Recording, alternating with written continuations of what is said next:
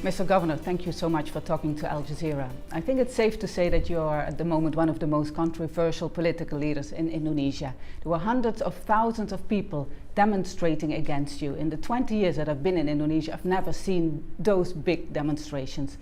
What do you want to say to the people, all these people who were angry and who were protesting against you? Saya kira situasi sudah berubah ya. Karena rata-rata waktu itu kan mereka hanya melihat potongan dari, saya berbicara 6.000 detik lebih. Yang disebarkan lewat WA grup itu, WhatsApp grup, hanya 13 detik. Tentu informasi yang diterima dari 13 detik berbeda dengan yang kita bicara 6.000 detik lebih. Can you explain to us, why did you refer to Al-Maida in this context? Nah, dalam konteks itu sebetulnya kalau kita lihat dari atas, saya berbicara program. Nah, saya punya pengalaman, biasanya orang-orang di pulau itu hatinya tulus.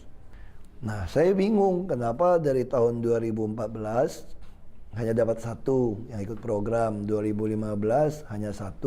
Nah, makanya waktu itu saya mulai merasa ini pengalaman saya di Bangka Belitung dulu. Dulu minta maaf kepada saya, tidak memilih saya. Karena menurut ajarannya melalui surat Al-Maidah, itu tidak boleh menjadikan Nasrani, saya Kristen, sebagai pemimpin. That this was being used by your political opponents. Tahun 2007, Gus Dur, Abdurrahman Wahid, presiden kami yang keempat, itu jelas mengatakan kepada saya, Al-Maidah ini tidak ada hubungannya dengan pilkada sebetulnya. Dan dimaksud Al-Maidah juga sebetulnya wali, pelindung. Ya tentu saya percaya sama Gus Dur dong, seorang kiai. Terus teman-teman saya mengatakan, kecuali kita milih pemimpin agama. Ini kan administrator, pelayan gubernur itu. As you said, you're a Christian. Talking about Quranic verses, isn't that considered too sensitive in a country where the majority is Muslim? Saya kira kita sudah sering sebutkan itu, bahkan saya sudah terbitkan buku tahun 2008, itu jadi sangat laku, bestseller, jual buku itu. Tidak ada yang mempersoalkan, bagi saya ini kebetulan mendekati Your book was about the Quran. Iya, resmi, dan buku itu tidak pernah dilarang untuk diterbitkan. Dan nggak ada yang baca. Saya juga sering sampaikan di dalam rapat, di dalam itu. Ini kan menjelang pilkada saja, karena ada Buniyani yang mengambil 13 disebarkan sebetulnya. Dan pelapornya juga semua orang-orang yang ada hubungan satu sama lain. Nah, coba kalau saya tidak ikut pilkada, tidak ada masalah ini. You have apologized several times, right, for what you said. Why did you apologize? Ya, ini sopannya bangsa Indonesia ya seperti itu. Kalau saya mau lewat depan Anda juga saya apologize, saya mau lewat di depan Anda. Nah, saya minta maaf karena masalah ini membuat nasional jadi begitu gaduh. But do you regret it? Oh enggak, aku nggak pernah regret. Jadi kalau kamu ulang lagi di Pulau Seribu, saya akan mengatakan yang sama persis. Karena saya tidak ada niat menghina atau menista agama Islam. So now you're on trial for blasphemy and you're facing 5 years in prison. Since the 1990s, 130 people have been brought to court for blasphemy. Most of them have been convicted. Do you think it's fair to use the blasphemy law in this context against you? Saya tidak tahu, kita hanya taat hukum saja. Kalau memang hukumnya mengatakan begitu, kita ikut saja. Yang pasti, kita sadar di bawah PBB, Persatuan Bangsa-Bangsa, sudah 2/3 negara tidak menganut lagi hukum tentang penistaan penodaan agama sebetulnya. Tapi kalau negara kami masih menganut, ya saya harus taat. Ya kan? Tapi bagi saya, ini ada sejarah untuk bangsa ini. Apakah akan membangun bangsa ini di atas fondasi Pancasila dan Undang-Undang Dasar 45, termasuk NKRI dan Bhinneka Tunggal Ika. Ya saya bersyukur kalau sejarah memilih saya untuk di posisi seperti hari ini. Karena seorang Ahok, semua orang harus rethinking about Pancasila, reinventing Pancasila. Ini menarik. Kita mau Pancasila atau mau ganti ideologi? But you say history has chosen you to be in this position right now? Ya, Why? Kalau ke orang Indonesia suka percaya bilang takdir. Ya kan, saya tidak ada niat menista agama Islam. Rekam jejak saya jelas, saya baik dengan orang Islam, saya punya saudara keluarga Islam. Bagaimana saya bisa menghina Islam? Saya sekolah SD SMP belajar agama Islam. Saya mengerti ajaran agama Islam, saya belajar. Kenapa saya harus menghina agama Islam? Many people say your worst enemy, even your friends tell me this, your worst enemy is your own mouth. You're considered very blunt, very un-Indonesian blunt. You have basically said Christianity is a silly religion. You have been swearing very bad words on live television. Do you feel that you actually offend a lot of people here in Indonesia by your style, by the way you express yourself? Ya tergantung gitu loh. Menurut saya memang sebagai pejabat publik kita tidak perlu bicara yang kasar. Tapi anything else ketika that is mengatakan bad. sebuah kotoran, di kampung saya biasa menyebut itu. Tapi now you're the Nah, di governor sini of the tidak bisa capital. kan? Ya sudah, makanya karena Anda menuntut seperti itu, saya sebagai pelayan yang baik, kalau tuannya ingin saya tidak melakukan itu, saya tidak lakukan. Are you aware that you create a lot of enemies because of that? Enggak juga. Kalau bilang create all enemy, saya juga nggak punya pendukung dong. Persoalannya memang saya kadang-kadang lupa saya pejabat publik. Karena saya hanya merasa saya aktivis yang bekerja, menolong rakyat. Saya juga geram, lihat kemunafikan, korupsi di mana-mana. Saya juga geram. Apalagi berlindung pakai agama, saya geram. But the outcome of all this is that Indonesia at the moment is pretty much divided between, especially Jakarta, but also even beyond Jakarta, between people who support you and people who don't like you. Do you think that your role has become a divider for Indonesia? Makanya sebetulnya ini pertanyaan yang sebetulnya nggak cocok. Kalau saya hubungkan dengan ini nanti orang tersinggung lagi. Saya mau tanya pertanyaan yang sangat natural. Ketika Tuhan mengutus seorang nabi ke dunia, itu divide or united. Semua nabi yang datang dimusuhin. Saya tidak mengatakan saya nabi. Saya hanya mengatakan kita ini sudah mengorbankan banyak nyawa, banyak darah dari pahlawan-pahlawan kita. Memasang fondasi Pancasila. Undang-Undang Dasar 45, Bhinneka Tunggal Ika. Negara Kesatuan Republik Indonesia. Ketika saya ingin ini dibangun rumah Pancasila, saya bukan divide, saya unity dong. But what do you do, for example, to get the people who actually were protesting against you, who are criticizing you, to unite them back with you, basically, to make peace? Ya bagi saya sederhana saja. Kalau saya terpilih kembali, saya akan melayani semua orang, baik yang suka atau tidak suka dengan saya, karena itu sumpah jabatan saya. Tapi kalau Anda mau mengubah negara ini berdasarkan syariat agama, saya akan di depan melawan Anda. You're talking about Saya pasti depan melawan Anda karena saya tidak mau nyawa korban orang dikorbankan seenaknya saja. you're talking about the Islamic Defenders Front, for example, right? It's one of the groups that have been at the Sekarang saya forefront. tanya sekarang, apakah semua umat Muslim Indonesia merasa FPI itu adalah wakilnya mereka? We are talking about the Islamic Defenders Front, who have been at the forefront of the struggle against you, basically. They've been known for violent actions against religious minorities. The question is, why has never been made any serious efforts to disband this organization until now? Anda mesti tanya kepada yang berwenang, ya, kepolisian. Ya kita nggak bisa nutup. Kita nggak bisa melarang, karena kan government pemerintah di Indonesia, gubernur itu tidak membawahi kepolisian. So you didn't have the power Kita to do nggak that? bisa. So who has the power to do that? Kepolisian yang harus lakukan, saya kira. Memang wewenangnya ada di mereka. Yang penting kan begini, kalau dia melakukan anarkis, itu ada Menteri Agama, ada Menteri Dalam Negeri, ada Kejaksaan.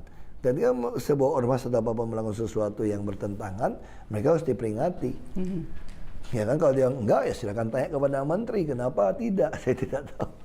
But the president, for example, President Joko Widodo is one of your most important allies. He hasn't done much as well to actually come out in your support. Are you disappointed in him? Oh enggak dong. Saya sebagai teman tetap teman. Saya yakin selalu Presiden Jokowi mempunyai strategi yang baik. Beliau mempunyai strategi yang baik. Dia memang tentu dipengaruhi dengan budaya Jawa. What is his strategy? Saya kira strategi orang Jawa jelas ya. Menang pun tidak membuat musuh merasa kalah. Ya kan, dia menang pun tidak terlalu beeuforia. Nah, saya kira beliau sanggup melakukan itu dengan baik. Dan saya percaya kepada beliau. Beliau seorang nasionalis. Beliau akan taat kepada konstitusi dan akan menegakkan konstitusi. Kita bisa lihat belakangan beliau sangat firm. But he hasn't also done anything concrete yet about the Islamic Defenders Front, for example, or to defend religious freedom, religious tolerance, because there's been many cases against religious minorities also since he was the president. I think 194 attacks against religious minorities only in 2015. Don't you think the president should be doing more? Nanti kita lihat saja. Saya kenal beliau kok. Ya kan? You talk to him about this? Ya, kita nggak ada waktu untuk ketemu sekarang. He's too busy. Or you too busy? Ya, saya tidak enak ke sana kan. Dalam status seperti ini. Nanti merepotkan posisi beliau. Karena kelompok ini kan menuduh seolah-olah presiden membela saya. Padahal kan tidak. Presiden kan kalau mau membela saya bisa dipotong di kepolisian atau di jaksa. Justru presiden membiarkan proses hukum berjalan dengan baik. Sehingga ini jadi satu pelajaran buat negeri ini. But you're sure he still supports you? Ya secara pribadi support, tapi secara hukum saya jalanin. Nanti hukumnya akan membuktikan, hakimnya akan membuktikan. You talked about it before, but how worried are you about the direction Indonesia is currently going in? You're talking about Indonesia as it's officially a secular state with 6 official recognized religions, among them also Christianity, of course. Do you see that Indonesia is heading in a direction where this multi-religious system is going to be eroded and maybe eventually disappear altogether and it becoming more Islamic? Saya kira enggak. Islam di Indonesia sangat berbeda. Islam di Indonesia itu betul-betul ngerti mengajarkan Islam yang rahmatan lil alamin. Islam yang damai. Karena penyebaran Islam di Indonesia itu melalui perdagangan. Kita mempunyai budaya yang berbeda. Itu kita namakan Islam Nusantara. Jadi Islam yang sangat toleran, sangat cinta damai, sangat memaafkan. Itu diajarkan dari kecil. But you can see in the last decade, you can see that there's more conservative Islam coming into daily life in Indonesia. Saya ngerti. Saya dengan saudara saya pun, saya pikir dia juga dipengaruhi oleh Islam yang dari berpakaian. There's definitely a change going on, right? Pakaian dari apa? But how do you feel about that? If you see Nah, itu that? yang disebut dari Bung Karno, presiden pertama kami. Kalau Anda mau jadi Islam, tidak perlu jadi orang Arab, orang Timur Tengah. Anda jadi Kristen, ya nggak perlu jadi orang Yahudi. Anda jadi orang Hindu, tidak perlu jadi orang India. Ya Anda mau Islam, mau Kristen, mau Hindu, tetap jadi orang Indonesia. Ini kan soal kepercayaan kepada Tuhan. Nah, saya yakin mayoritas bangsa ini masih sesuai dengan track ideologi kami. But you think it's under threat and it has to be strengthened to this belief of multi-religious? Saya kira ini makin kuat sekarang. Setelah kejadian ini justru makin kuat. Kita makin sadar, kita tidak bisa diam. Bahwa ketika para pahlawan sudah mengorbankan nyawa untuk dirikan fondasi ini, kami nggak boleh diam ketika ada orang mau membongkar-bongkar fondasi. Kami harus berani juga untuk melawan. What can you do against it? What do you mean by not staying silent? What do you? Ya kita suarakan bahwa kita negara Pancasila, kita negara yang sangat toleran. Kita kelompok-kelompok agama pun menyampaikan tidak ada ajaran agama yang ngajarin bunuh orang, mau gantung orang, seperti yang diteriakkan gitu loh. Itu ajaran agama mana? Because personally, you are also a Christian. You're a minority in this country. How is it like at the moment to be a Christian in Indonesia? Saya tidak pernah merasa sebagai minoritas. Makanya waktu saya memulai jadi bupati di Belitung Timur, 93% Muslim. Dan kursi parlemen DPRD dikuasai 55% fraksi Partai Islam. Kenapa saya berani mencalonkan diri jadi bupati? Karena saya yakin bangsa kami, ada rakyat itu mengerti tentang karakter yang teruji. Dia akan memilih orang yang bisa memajukan mereka. Ini konsep yang harus kita miliki. Waktu mereka memilih saya tanya, ada satu Ustadz, kenapa pilih Ahok? Oh, kalau saya yakin Islam akan lebih maju di bawah pemimpinan Ahok. Karena Ahok ini memenuhi 4 sifat yang disyaratkan dari Nabi Muhammad untuk seorang pemimpin. Ada jujur, cakap, sidik, fatona, tablik, amanah. Disebutkan. Walaupun dia belum mendapat hidayah menjadi seorang muslim. Karena hidayah itu milik Allah.